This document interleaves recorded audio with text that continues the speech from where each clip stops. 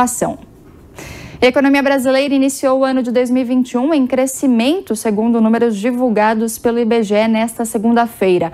Apesar da alta, especialistas da área não estão tão otimistas assim com o futuro pandêmico que nos espera. Sobre a retomada da economia e a ligação com o mercado de trabalho, nós conversamos agora com o economista e professor do INSPER, Fábio Astrauskas. Bom dia, doutor. Muito bom dia para o senhor. Seja muito bem-vindo aqui à Jovem Pan.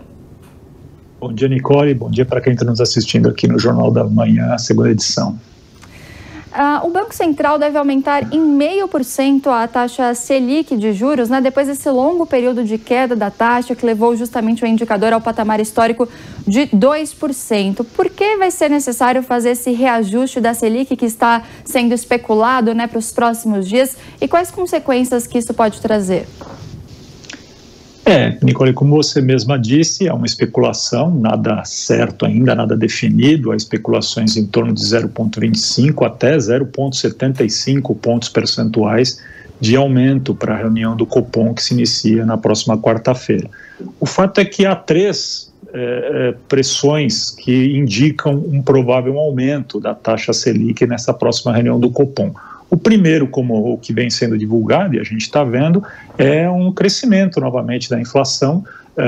Recentes, pesquisas junto ao mercado apontam já uma inflação para mais de 4,5% ao ano, ainda abaixo do teto da meta estabelecida pelo Banco Central, mas já indicando alguma preocupação com relação ao futuro da inflação no país. O segundo ponto que pressiona é o movimento lá nos Estados Unidos, que é a referência, o balizador para todas as economias. Há um crescimento, uma retomada de crescimento potencial nos Estados Unidos. Isso de que maneira afeta a gente aqui? Afeta de maneira que os Estados Unidos crescendo, ele estimula o mundo a investir lá, a buscar lá o crescimento, a levar dinheiro para lá e, portanto, faz com que os juros aqui aumentem. E o terceiro ponto é que o próprio governo brasileiro tem tido cada vez mais dificuldade em enrolar a sua dívida, seus títulos, com os juros que está se propondo a pagar atualmente, que são balizados pela Selic. Então, esses três movimentos indicam uma pressão para crescimento da Selic a partir na próxima reunião da quarta-feira, que pode ficar, como você mesma disse, em torno de 0,5 ponto percentual, um pouco para baixo, um pouco para cima.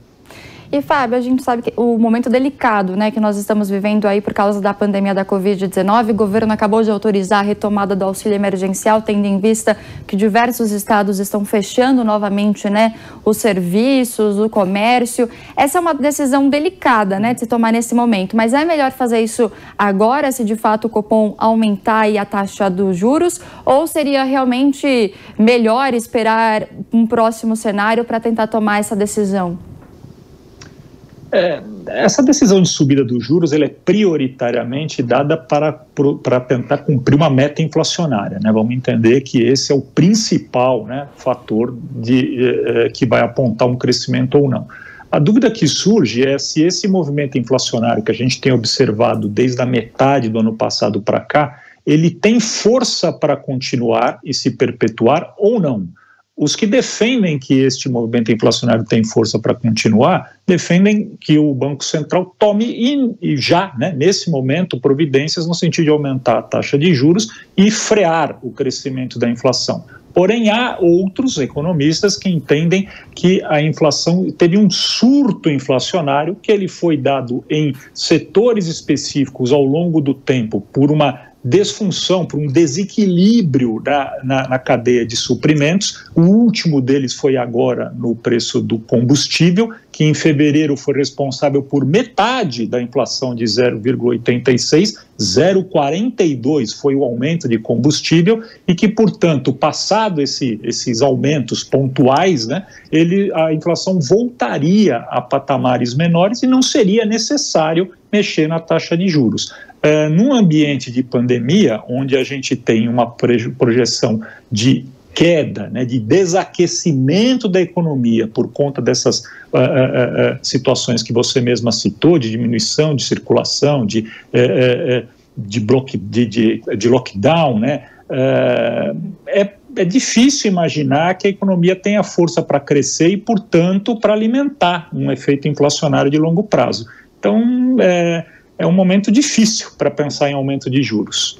Vamos aguardar, então, essa decisão do Copom. A gente conversou agora com o economista e professor do INSPER, Fábio Astrauskas. Fábio, muito obrigada pela conversa e pelas explicações. Uma ótima semana para você. Obrigado a você, Nicole, para quem nos assistiu aqui no Jornal da Manhã, segunda edição. Bom dia. Bom, agora são pontualmente meio-dia. O Jornal da Manhã, segunda edição de hoje, termina por aqui. Em seguida, você fica com o Camisa 10 e toda a equipe de esportes da Jovem Pan. Até amanhã.